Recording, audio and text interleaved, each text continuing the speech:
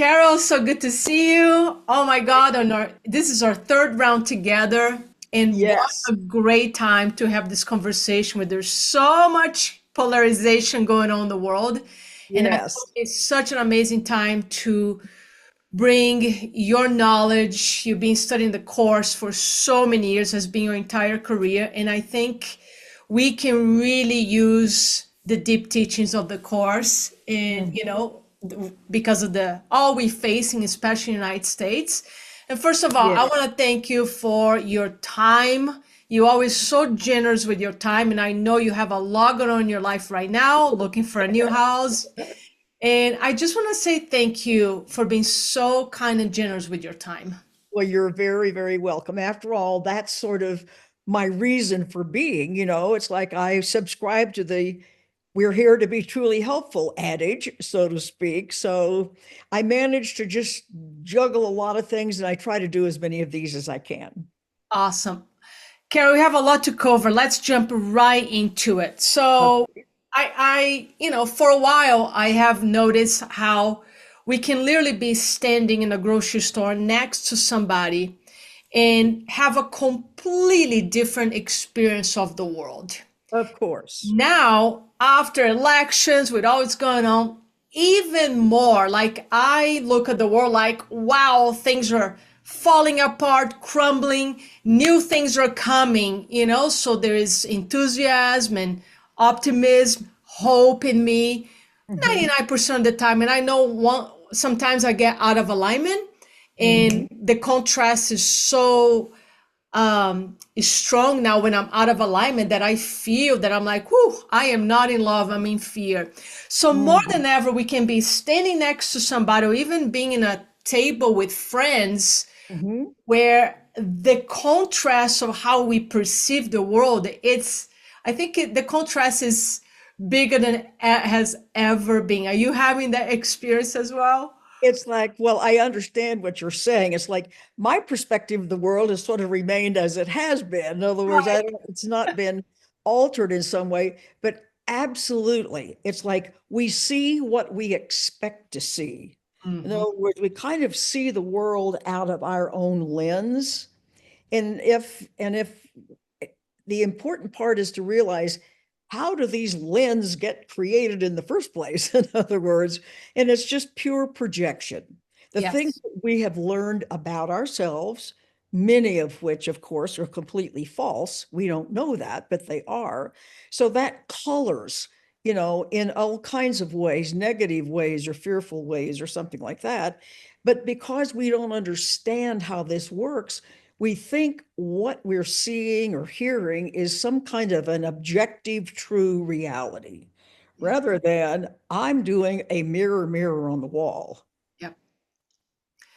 Yeah, I totally agree with you. So my intention in bringing you back to Rebranding God podcast is to shine some light into a lot of people's mind and life, because a lot of people are in a lot of fear. Let's just say the fear has amplified the level of uncertainty, the level of living in survival, in that illusion of fear is really amplified. And they might say, wow, look what's happening. Look what I'm watching the news. People are being deported.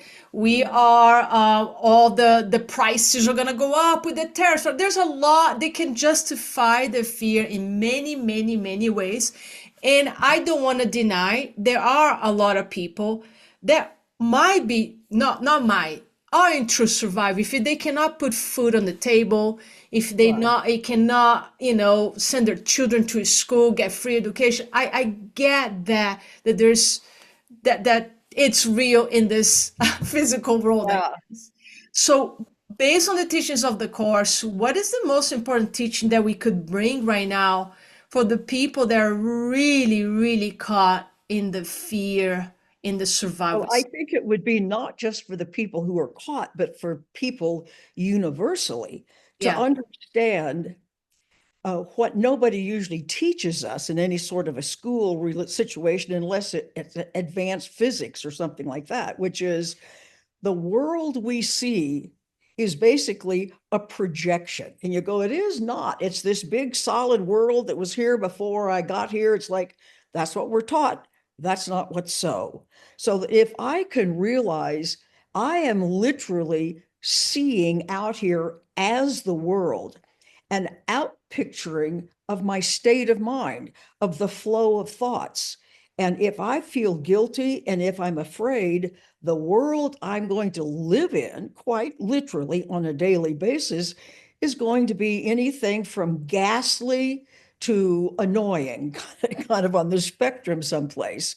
And Mhm. so the first thing that we need to get is, see, we're taught, you know what? Oh, what's going on in my mind is my private business, and I can hate somebody and they won't know it, or I can steal something and they won't. I'm talking about the negative end of things, of course.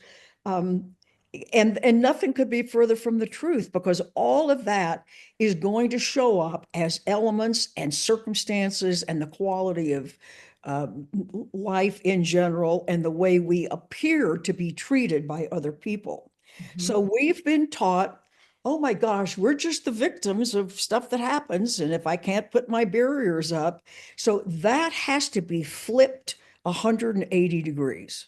Yeah. That's the first thing, because until I realize I am totally and completely responsible. Now, that is not to say responsible is not to say to blame. This is not to say the people that you just mentioned, the people who were in difficulty and so on.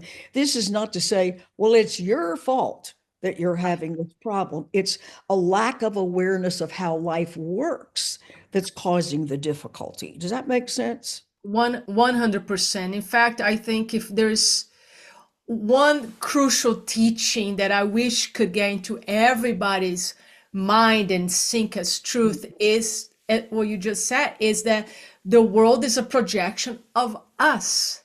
We have Exactly. mastered fear so much that we have created a world of a lot of fear, a lot of hatred, a lot of separation. And my messages lately have been more focused on the curiosity of what kind of world can we create if we put ourselves in a state of creation all day long. People talk so much about Absolutely. law of manifestation, law of attraction. That's exactly what is happening. That law is at work all the time. So, what would be like if we became so disciplined and devoted from our hearts, devoted to Yeah. create from love? We could have a massive shift Yeah. very fast. Yeah. And you see, I like to, instead of calling something the law of attraction, which makes it seem like there's a bunch of stuff out there and I simply attract Yeah, randomly like something that matches, it's really more the law of creation.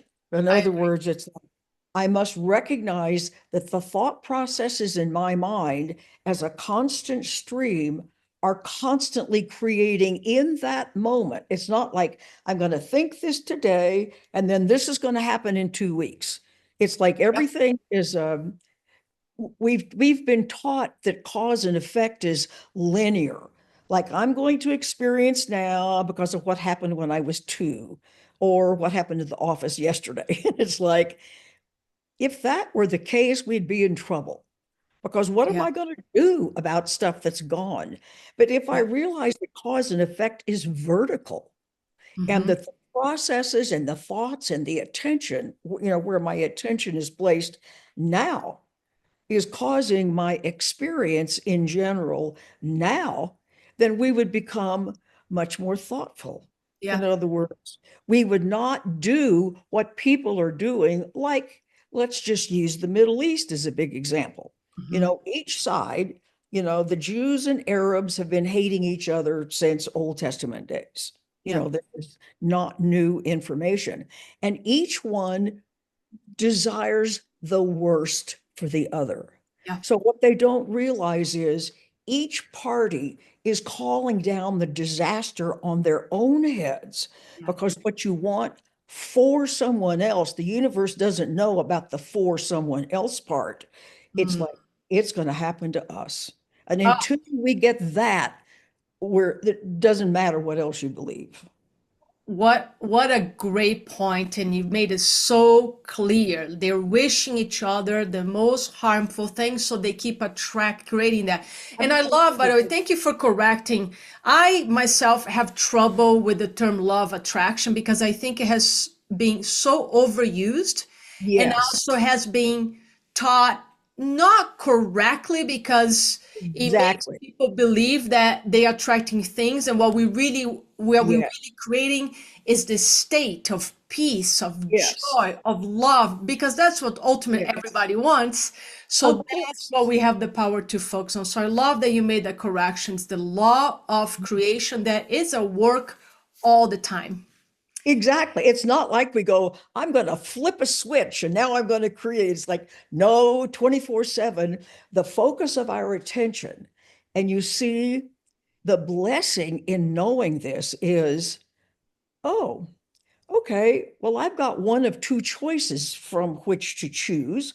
I can either choose, um, I'm here to be truly helpful, or I want my egocentric way. In other words, it's like one or the other. It's like I want what I want, or I want to do what I can, not only for myself, but for everybody else, and I'm going to do that by following my intuition and not just learned information or whatever happened in my past. Yeah, And that makes it pretty simple because you go, okay, I want to be truly helpful, and I'm going to follow my guidance as to what truly helpful is, because you may have a very fine intellect. And I think having a great intellect is wonderful. It served me well, it served you well, it served a lot of people well. But if your intellect knows this much, remember what your intellect knows is based on past experience, but your intuition has got the whole ball of wax, you might say, um, within its encasing, so to speak, so that if I follow my intuition about where to go, what to do, what to say, the course talks about that, then I know that I'm going to be on the most accurate and helpful path. And that desire to be on the most helpful, accurate path uh, for myself and for others is going to make it a win-win across the board, yeah, and your fear will go away. Remember, you cannot be loving and interested in the welfare of others and be afraid at the same time. So if you're afraid, there's a change of mind that's needed. Being afraid is not a crime, but it's unhelpful, yeah. if that makes sense. That makes completely sense. So we're not talking in, and to be clear, when you say change in the mind, we're not just talking about a change of behavior, because so much of our psychology Absolutely. has been, even the self-help industry has been so Yeah, focused on just change your behavior. And we know the change of the mind is something that it's also the embodiment, whatever that changes is also the yeah, embodiment. And that a lot of times in this work, like you and I help a lot of clients with this, yeah, is not to deny that fear that's present, but sometimes just see with that fear, understand, and make a decision, having the willingness to release or go to yes, the forgiveness. I know the course teaches so much about forgiveness, and the word forgiveness can be triggering for some people. So I like to also use the word releasing, but make that decision. I want to release this because it does not have a exactly, function anymore. And exactly. that's the miracle, right? And you see, it doesn't matter how long I have misunderstood Yeah, how life works. At any moment, it's like, oh, I do want to see things differently. I yeah, do want to be truly helpful. I do, want to take full responsibility, which is what we already have, full responsibility for the quality of our lives. So it would be great if we actually really believed that, because if we really believed it, and if we recognized that what we want for another is yeah, going to happen to us, we would be much, much, much more thoughtful about how we treat others, what we want for them. Now we think I can just wish the worst for them and I'll be fine. Nope, you wish the worst for them and you'll get it.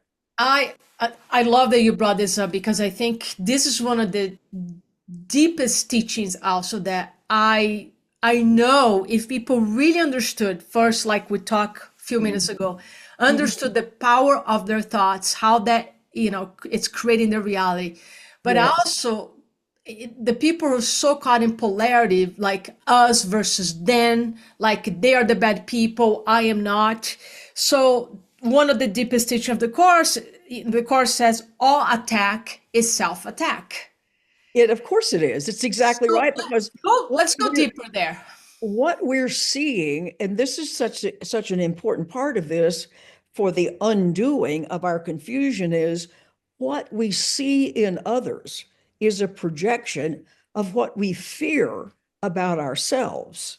So Mm. when we say, okay, because of course, as I'm sure you do too, I do a whole batch of private counseling with people. So somebody will come and like, well, my problem is my mother-in-law or my husband or my next door neighbor or the boss or my child or my aunt or Or the president.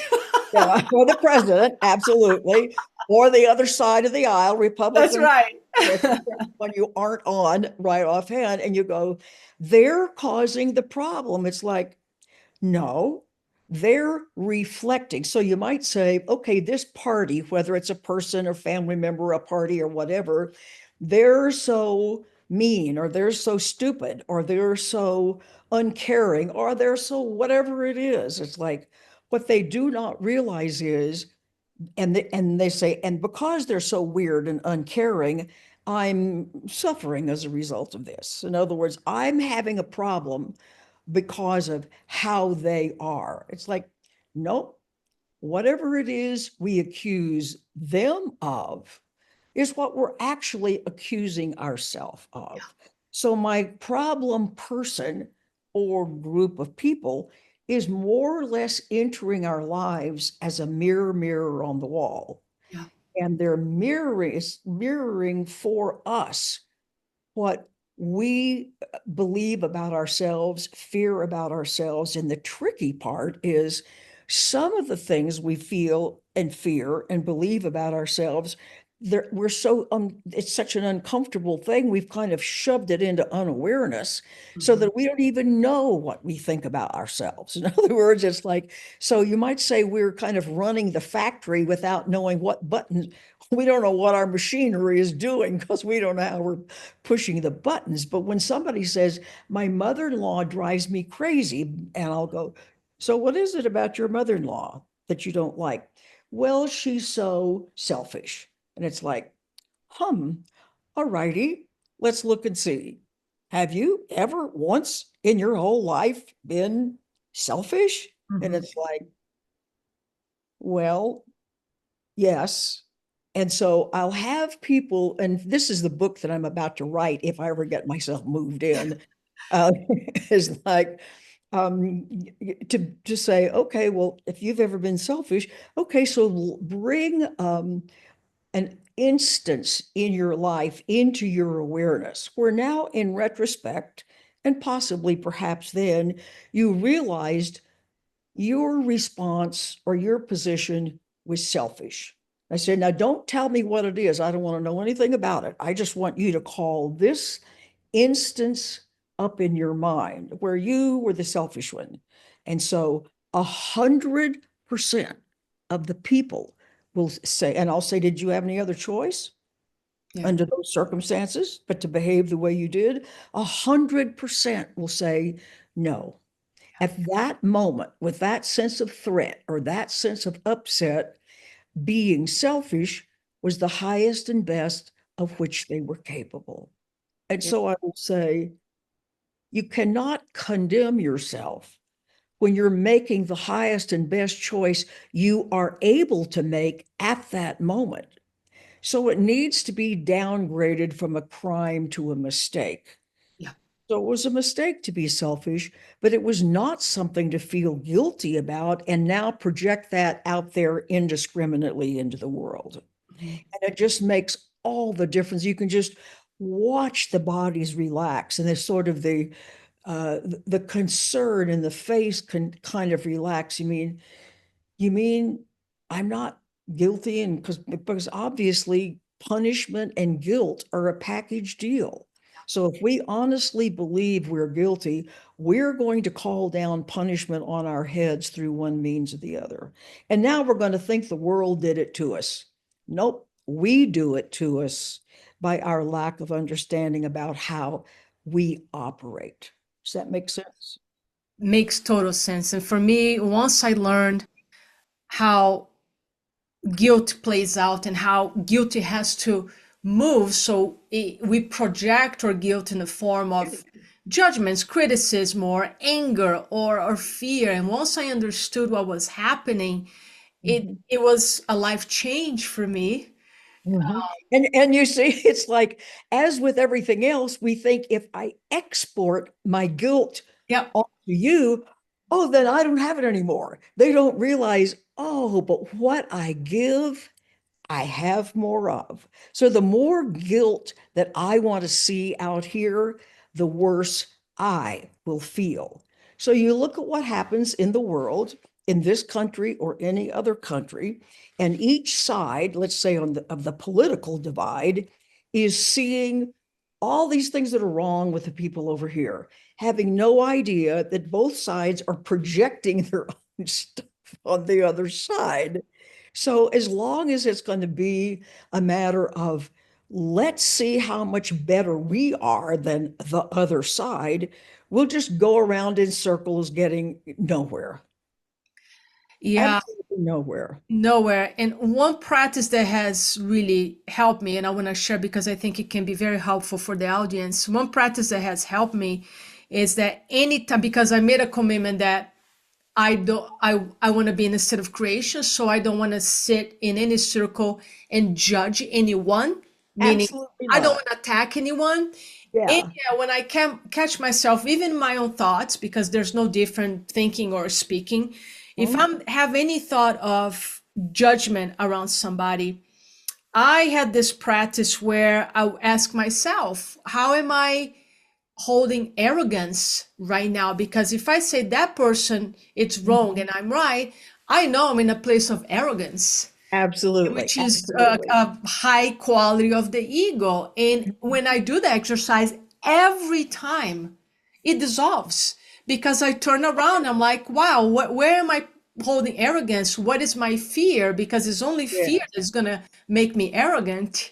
Yes. And it never fails. When I do that, the judgment dissolves completely. And of course, I immediately feel a state of love and compassion for a person, and I'm in a state of love myself. So it's like a win-win. It dissolves. Absolutely. Absolutely. This combination of what I want for others, the recognition that what I want for others is going to happen to me.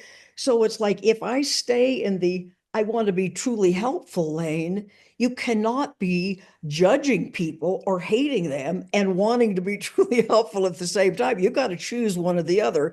You can condemn other people, you can look down on them, you can be, uh, cause them distress in some way, or not. In Yeah, other words, you can do that, or you can decide, especially it makes sense when you realize everybody's doing the best they can do. Nobody's trying to be a jerk. Nobody is trying to be dishonest. Nobody is trying to be unloving. These are responses to our own programming.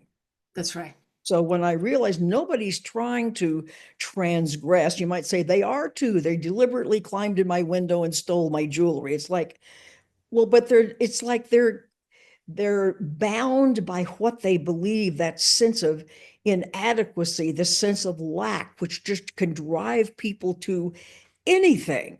Yeah, it's the insanity. Yes, when you're sufficiently highly distressed.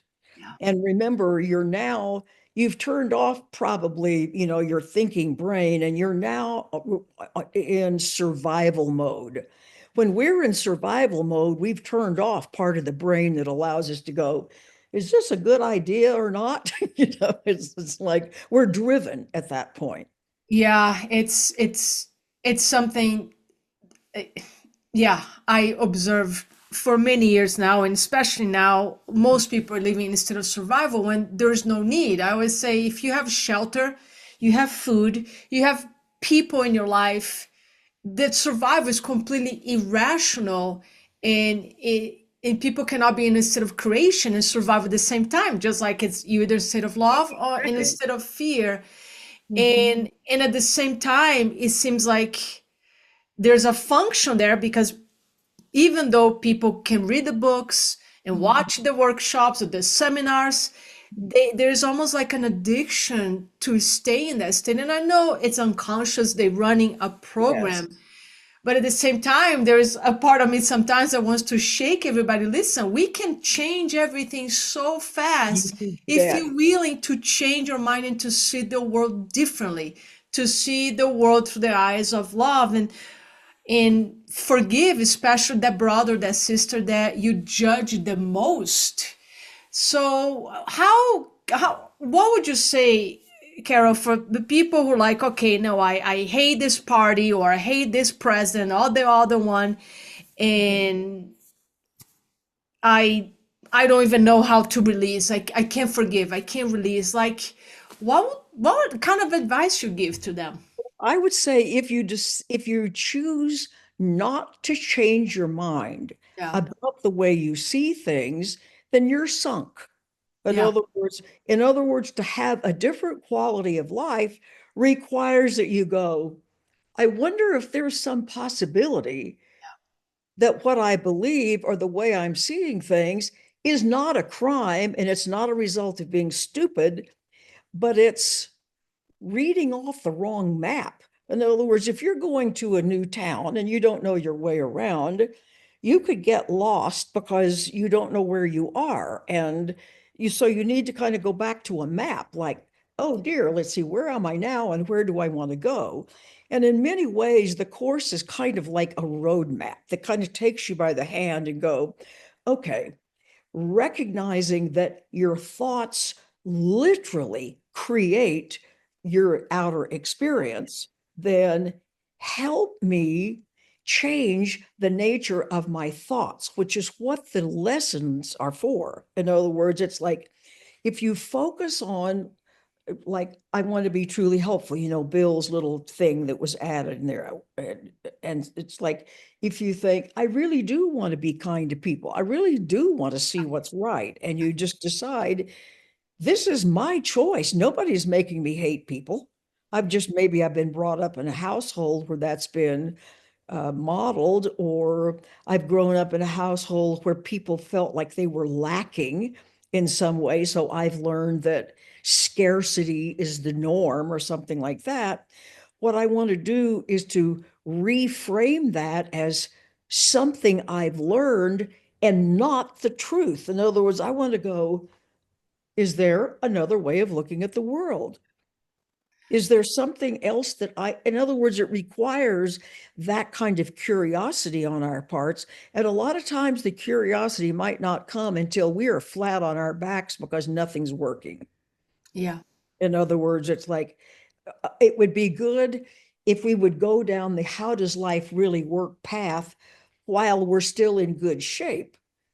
But a lot of people they so presume that their worldview is correct that they have to kind of fall off the cliff before they go, oh, I wonder if I need to know something that I don't know. You know, yeah, so but of course the what I would advocate, and I'm sure you would too, is start asking yourself these questions before you're in a catastrophic situation. In other words, how does life really work? Is all the things that I've been taught, are they really true? And of course, most of them aren't. In yeah, other words, about how to be safe. It's like, well, you have to defend yourself against other people. That's not how to be safe. In other words, but people aren't doing this to be deliberately stupid or something. They just didn't have the right modeling, and so they learned, like we all learned, inaccurate things. And the great thing about the lessons is they are a world-class reprogramming device. yeah. Because if you pay attention daily to what it says and you really incorporate that on a daily basis, you are literally in the process of changing the quality of your thinking and broadening things out, and things will get better and better. Yeah, But if fully. I don't change my mind, nothing will change. Nothing would change. Yeah, Nothing will. it's having the willingness to change. Right. And when you look at the sides, whether it's the political two sides or the any other kind of two sides, it's like if people would get what they're seeing in the enemy is what, whether it's a single person or a whole country, it's what they fear about themselves. Yeah. And when their head is cleared up, lo and behold, enemies tend to disappear. Yeah. Yeah, I am an example of that myself. I used to be very judgmental. I used to be very arrogant. The more let's say intellectually smart I became, because I became a ferocious reader, a Mhm. student of personal growth, and in a way the more I learned, the more separation I created, because I was arrogant, and I know that was all coming from my own insecurities, my fear of not being significant, my fear of not being important. And the course helped me tremendously to clean all that up, that now I have absolutely zero interest in arrogance or sitting and judging I somebody. know it's like it's a lot more fun to be It's a helpful to lot more people. fun. It's like a lot more fun to leave my house and say, how can I bring more joy around the people I see today? How can I Absolutely. help the people that I'm around? It's way more fun. So, I wanna bring, I opened the course while I was waiting for you to come on a call. Of course, I opened the course randomly, and you open a chapter 23, which the title is The War Against Yourself, which I think is a great topic to talk about, because a lot of people identify themselves, let's say, I'm the empath. I just carry everybody, so I'm the empath. And I find that a lot of people that are empaths and carrying a lot of this suffering, they have something in common that I have observed, which is a lot of negative self-talk, a lot of self-criticism, being hard on themselves. They haven't done the work of forgiveness on themselves. And that's Mhm. another way to project all that into others, right? And I would say we have so many people protesting on the streets these days, and they want to end war. And I'm always curious. I want to ask everyone with a lot of love and compassion, how are you doing with the work of ending the war within yourself? Mhm. What would you have to say about the importance of really ending this war inside ourselves? And Well, because that is absolutely what's going on, because and they might say, I'm not at war. It's like, yes, because the people you don't like out here, because there are X, Y, or Z, it's like that war is the what's going on inside you. You're fearing this is the way you are, you're blaming yourself for being this way, and so on. So that inner war kind of gets projected as if it's this person versus this person, when it's really this notion versus this notion. In other words, it's an internal it's an kind of conflict. And the way I'm going to end that is to realize again the very simple idea of, okay, I'm not going to be throwing stones, at somebody else until I'm making sure that my own life is cleaned up, so to speak, so that I can go, am I being helpful? Am I being kind? Am I losing interest in judgment? Not because I'm being morally superior, but because being judgmental is not fun. It's not uplifting. It doesn't allow you to have a smile on your face. So letting go of judgment is like letting go of beating yourself over the back. It's like, stop and you'll feel better. Yeah, because giving is receiving, another deep, Absolutely. deep lesson. And a law of creation that giving is receiving. Yes. If people deeply understood that, they would be very more motivated to change their minds. Absolutely. And that happens on an individual basis. It happens on, family basis. It happens on country versus country. But if we remembered the simple thing that what it is that I'm in turmoil about, and I think it's because they are causing it. It is not. It's because I fear that this is so about myself.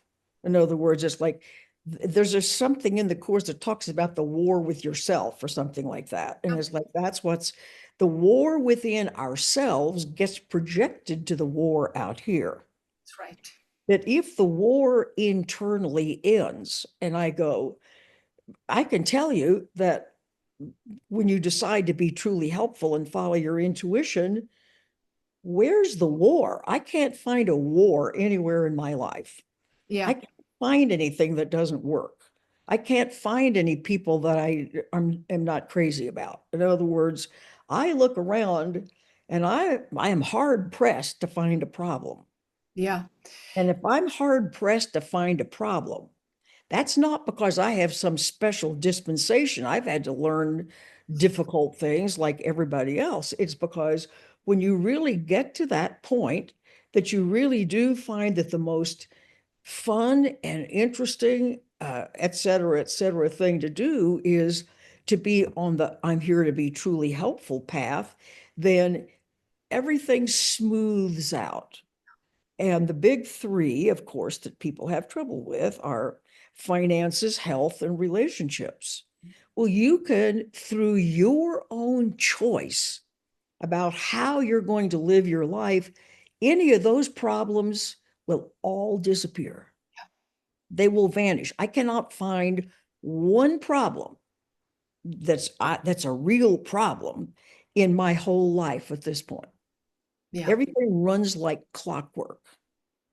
But I'm also devoted as not just a few hours a day, but as a mindset to not only be as helpful as possible to whoever is in front of me, but to keep the mindset of recognizing whoever are being the warriors, whoever are being the politicians, whoever are being the nutcases or whatever anywhere are absolutely not to be judged.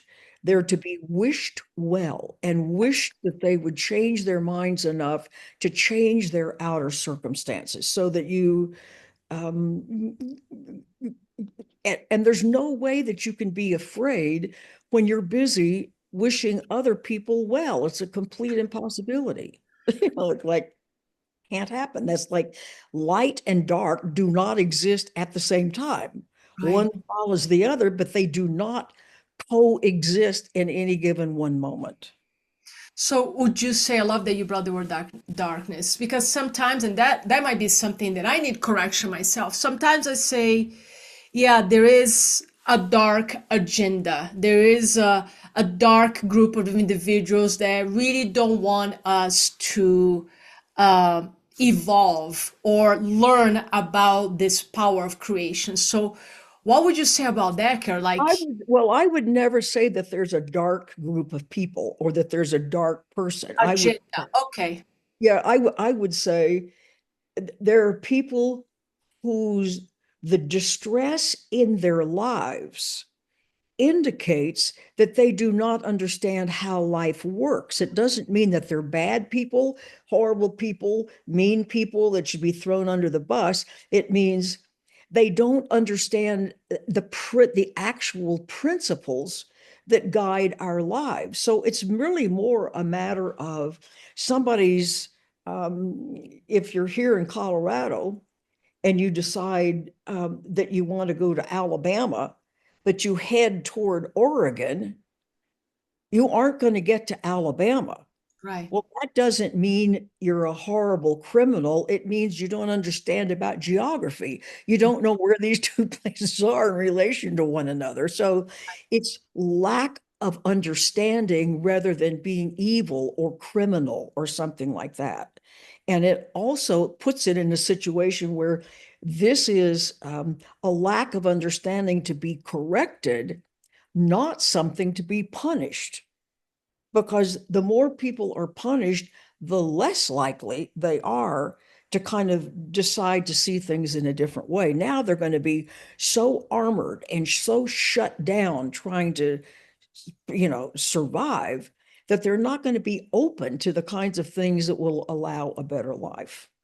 That makes sense. Thank you for I needed that correction. So thank you for that.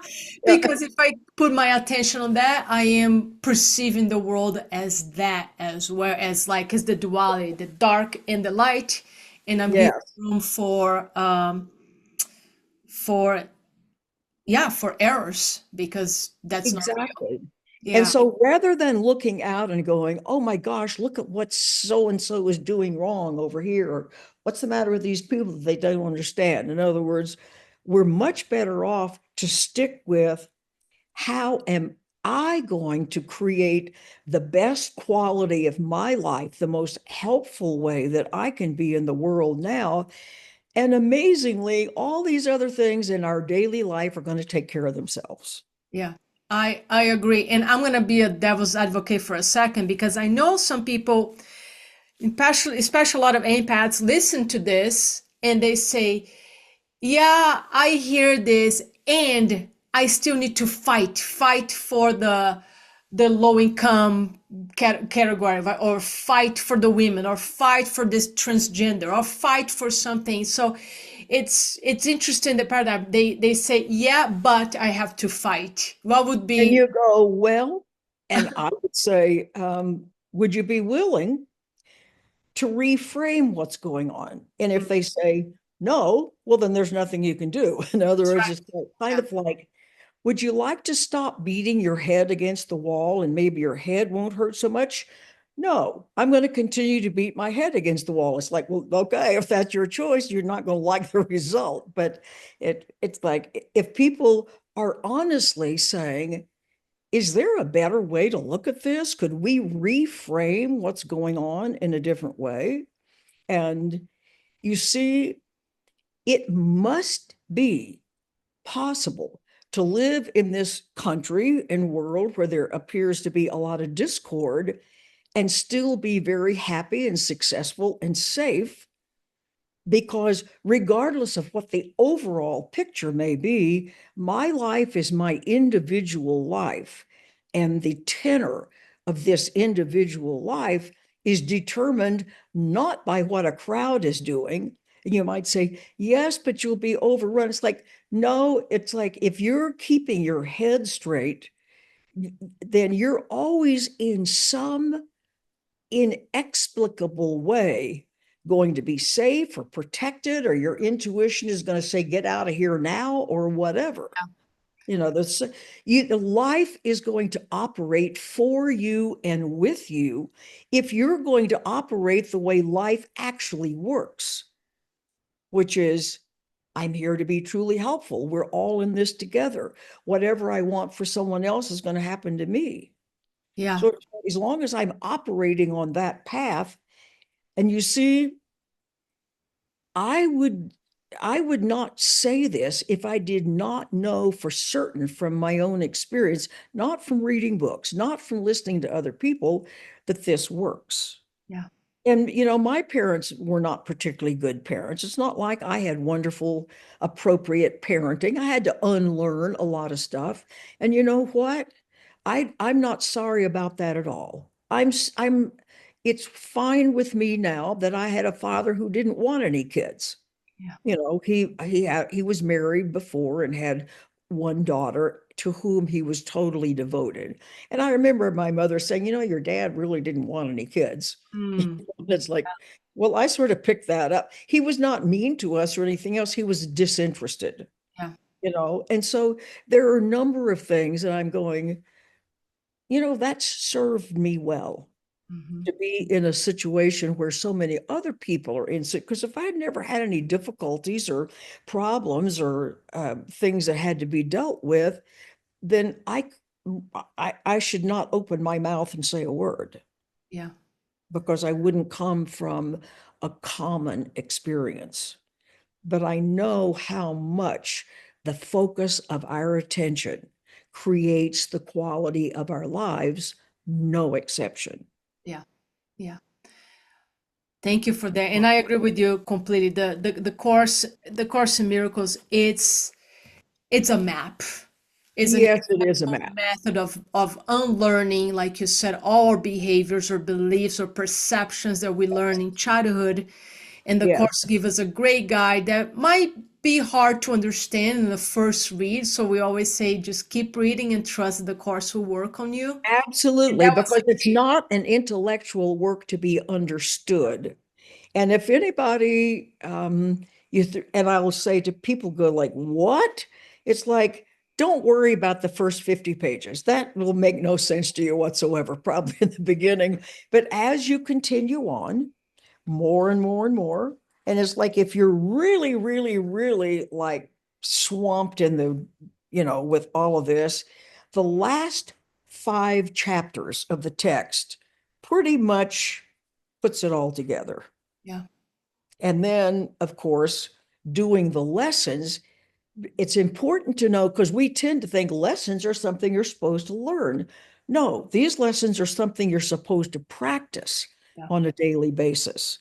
And that practicing and keeping whatever the lesson is in mind, remembering that the focus of our thoughts is creating in that moment the quality of our lives. It's not like I'm going to think this now and then next Tuesday will come the result. Nope. What I'm thinking now is coloring my experience now. Yeah. And I want everybody to know you can feel safe. It doesn't matter. You could be in the midst of an impossible situation, and somehow you will be safe, or you'll get yourself out of that situation, whatever it might be. Yeah. So we are never, the key is we are never at the mercy of forces outside ourselves. Mhm. If we appear to be, and that's an important word, then we are operating out of fear, we're operating out of hating people, we're operating out of resisting and pushing against something, and that's going to result in a very compromised situation. And it doesn't matter how long that's been going on. If I change my mind today, I can change the trajectory of my life today. Doors will open where there were never doors before. Yeah. Things can happen that had never occurred to me will happen. And what I have learned in this process is that we need to let go the attachment of when or how it's going to happen. We just need to assume that the opportunities, the possibilities are available and they're going Yes. to come at God's Yes, will in God's time or source time, whatever absolutely. people identify. Carol, I know Yes. we're coming close to our hour here. So Alex, my friend who you met, he Yeah. started a great group, Course in Miracles group here every week. And I posted a question to the group today to see if any of them had a question for you. Okay. If I can ask, so one of our brothers here posed a question that I having a little hard time finding out, but okay, here it is. Here's the Yeah. question. He said, a question for Carol that still confuses me. He said, how are the students of the course to relate to achievements and goals in daily life? Why strive or want for anything here on earth? That's a big question. So did you say why should we strive for Yeah, something? I think what I'm getting here, he's having hard time with this blueprint that we have, especially in America, right? Of like achieve things and set goals and pursue your goals. Like, what is the point to strive so much? Like I wouldn't do that. What I would I do wouldn't either, but so go on. rather than saying, I'm going to use my intellect, and it's lovely to have a good intellect, but that's not the whole story. It's like rather than my intellect thinking, okay, this is what I need, this is what I want, this is how I'm going to be safe, this is how I'm going to get whatever it is I'm missing, rather than from that intellectual point of view, trying to like, how am I going to make more money? How am I going to make people like me? How am I going to do blah, blah, blah? Rather to focus on once I'm, you know what?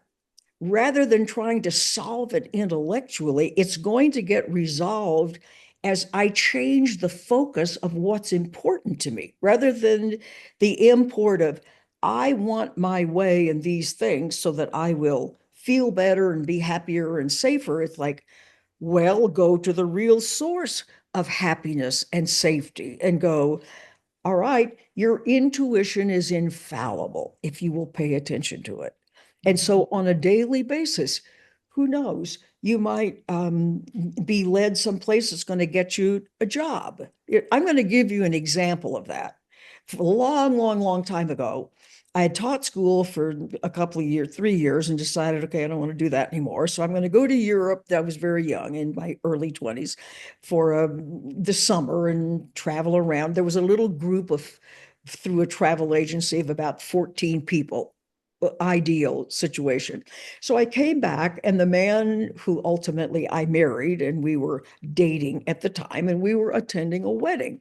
And we were at the wedding reception. I'm talking to the groom, blah, blah, blah, wedding stuff.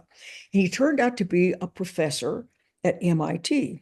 Mm. This is back in like 1963. We're talking a long time ago. And I said, kind of wedding reception talk. Oh, you know what? I need to go get a job because I'm not going to teach school anymore. It's like, do you have any good ideas? I don't know that I really expected an answer. And he said, yes, go to work for IBM or Control Data Corp, in that order. And it's like, okay, like, who knows what that is? Not me. So I look up in the yellow pages and find out what IBM is. Barely. I mean, I find how to make the phone call. And so I called, because there's no internet, there's no anything else. Went down, interviewed, like a week later, got the job, and it was the most fabulous company to work for Mm. ever. Amazing. Stayed there for 7 years before it was time to have babies. But Mhm. nevertheless, see, look at that random situation where I don't know that I didn't go to this wedding reception with the intention of Right. asking a With the question, but goal. one thing just led to the other. And I cannot tell you how many times in my life one unexpected thing has led to someplace else, but I trust that. I expect it to happen. Yeah. Expect that at any given moment, if I need a certain piece of information, I'll get it. Do I know where or how? No, Yep. that's not my problem to know where or how. It's my intention to know, if I need an answer to this, I'll have it Yeah. in the story. And I it love always that works. story. Yeah. I expect miracles every day. Absolutely. Absolutely. So, you see, we have too much reliance on our intellect, Yeah. not enough on this combination of, I I want to listen to intuition, and I want to be helpful, because the desire to be helpful is going to open up, you might say, the terrain where my intuition is more available to me. Yeah. So that it's like, now I just kind of operate on autopilot, following whatever it is that feels right next. And I have never been thrown off the bus yet. Nothing has ever happened where I what? What? What did you just do? You know, that never happens. I have Everything to always say I do works the out. same thing. Instead of I used to have a planners and plan my entire day. These are the goals I need to achieve today. I was a true high achiever. Yeah. And now it's more about I know where I have to show up to my clients, to my Yeah. guests, and the rest unfolds like, okay, what am I called to do next? What am I called? And follow my intuition has just it you start doing tasks with no Yes. effort. There's no effort. And you will get proof in some sort of a way that, I don't know, gets any given person's attention, if you will, um, that the help is there. Now, although as flaky as this sounds, I'm very clear that my buddy Bill Thetford is always available when I need help. 100%. And at one point where I live now, and that I'm about to move out of, a couple of either last either a year and a half ago, January, or 2.5 years ago, because I'd not been here much longer than that. It was January. It's pitch black outside. I'm sitting in kind of the big kitchen area at the counter working away, and most of the rest of the room is dark, the living dining room area, because I'm not there. And all of a sudden, out of nowhere, with no warning, the entire quadrant of this big room, from floor to ceiling, and they're higher than usual ceilings, lit up with a giant, giant flash of brilliant white light, floor, Wow. ceiling, wall to wall. We're saying like about 15 feet square. Wow. It was like, so sometimes you'll get very unexpected kind of confirmation that we're here. You're being looked after. Everything you need is taken care of. And it's like the more and more and more you actually are not just believe it, but because you wouldn't say, you know what, I believe that my heart is beating. This doesn't require belief. It's just a built in certainty that your heart is beating.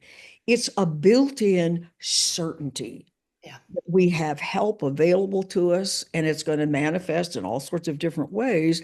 But it's the sinking into, like, nobody gets up in the morning and says, okay, now I'm going to have a little chat with my heart and make sure it beats all day long. I don't have to do anything except just know that the heart's going to beat.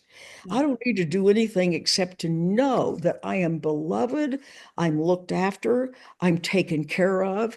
And the more I want the people around me to be reassured of that as well, rather than what the hell is the matter with you kind of a thing, then there's no way our lives can keep doing anything but getting better and better and better. Oh, I love that. What a great way to end our call by speaking of how protected, how taken care of by the invisible world we are, which can be Yeah, a whole new conversation. And I call these times are requiring us to have fierce faith, like great not way to just put faith, but fierce faith that there is the certainty that I am it. safe, I'm surrounded, I'm protected, and it that ends the suffering. So It does. I'm so grateful for. I think this was a fantastic conversation, Carol. Before I let you go, is anything else, any other message you would like to share with our audience? Um, I think the most sort of important part is this idea that no matter how many mistakes we've made, whether they're minor or major, the presence of us is never disturbed. The holiness is has not been diminished in any, and the degree of protection we've got, so to speak, never lessens. Even if our words and deeds are terrible, our innate beloved nature is never uh, diminished in some way. A couple of years ago, before I moved here, there was this little weird thing on my back, and I had gone to down to some little walk-in clinic to just have it looked at, and they looked and like not really a problem, but go see you know a, a specialist, dermatologist. Mhm. Okay. So a couple of friends were with me and they said, "Oh, we've got a really good dermatologist, so put her on the list." So it's like the deal was whichever one of these five people was first available, they were going to give me a call. So I went back home and was sitting in my family room and thinking, I really do hope that Becky's person calls, because that the other people would be unknown, but anybody that they think is wonderful, that would be great. So I'm sitting there waiting for the phone to ring, and all of a sudden I call it like this guidance telegram thing or something. It feels like it starts on the left-hand side and kind of moves across my awareness in some way.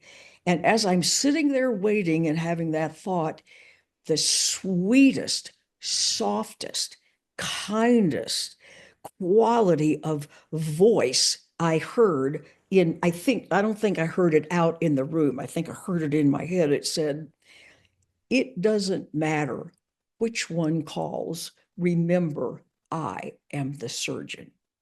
It Wow. was like the voice of Jesus. Like, it doesn't matter. Remember, I am the surgeon. And Yeah. this applies in all cases. We're being taken care of, we're being looked after. But if we completely uh, remove our focus from the facts that surround us to our fear-based thinking, we're going to feel as alone as if we're out on a desert island someplace, although all the help is right here. Yeah. We must know and trust that the information we need, the help we need, the good ideas we need, the don't do this, but do this instead that we need is always here. We have to learn to trust it. We have to learn to know we deserve it. Yeah. We have to learn, like, I want other people to know that they're as safe and taken care of as well by the kind way I treat them, by the way I consider them important, the way um, all of that, the way I address my world is, and if I do that in the kindest possible way, then the kindness will return in ways like that. It's not that it returns, you might say more accurately, it manifests in ways like that. Yeah. Amen. I love it. That's a great story to end. All How right, you my dear. heard the voice. I am the surgery we're taking care of, and that help us to release our attachments and control because we Yes. think we know better. And my one of my favorite prayers that I have every Yeah. day is, God, I don't know anything. You know way better. You know Yeah. much more about um, you know much more about my life and what is going to bring me the highest and greatest good. You know way more. You know the big picture, and I don't. Not only do you know more, but that incredible loving presence, you might say, loves us more Yeah. than we have been taught to love and appreciate ourselves. So it's not just the knowledge, it's the uh, as you know, the unconditional positive regard, so to speak. That is also, you might say, greater from the unseen than we have taught as the way to regard ourselves. So it's like, anyway, and you Thank you can be so guaranteed then that your life is going to be wonderful as you keep changing your mind. I'm another testimony of this work. Life just gets better the Yes, it deeper we do does. this work, and it's not going to be easy every single day because I find that the course is also a purifier. It's going to show us where we are holding grievances, where we're holding guilt and fear, and we have to do the work of purification. So We do, because how are you going to let go of something that you don't even know is need there? to know Which first is why exactly. relationships are so helpful. The people you don't like are showing you what you need to let go of. Yeah, I'm grateful when I get showed every time now. Oh, thank you for showing me where I'm whole, where I'm not free. Thank you. That's Carol, right. I will send people to your website. I know you have a lot of offers there. You have online courses. You have Hmm. all the lessons taught and explained there. You have so much in your website. So I'm going to make sure I send people there. Is anything Wonderful. else that you releasing or launch in the next few weeks or months that you want the people to know?